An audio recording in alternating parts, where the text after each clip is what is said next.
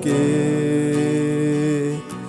the blow you me pona lo se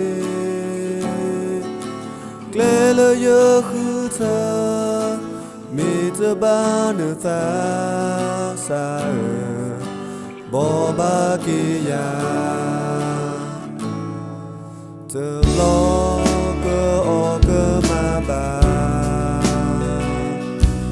the block to go my back clear your huta meet the banner sa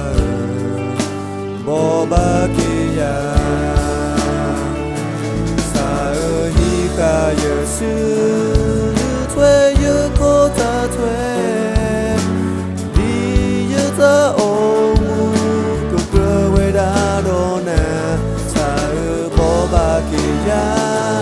Ikiya tangiba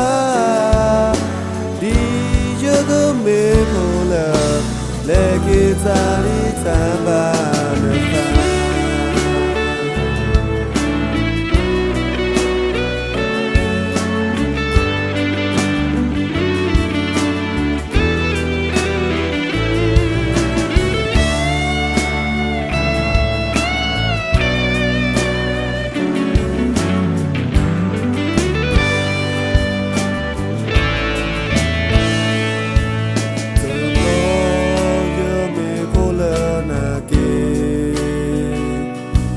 The blow you me pona lo se clear your huta it's a banana sa boba kia the blow go ma ba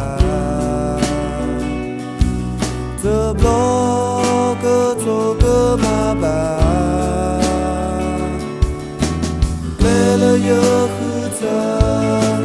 it's a banana sa boba kia sa hi ka yesu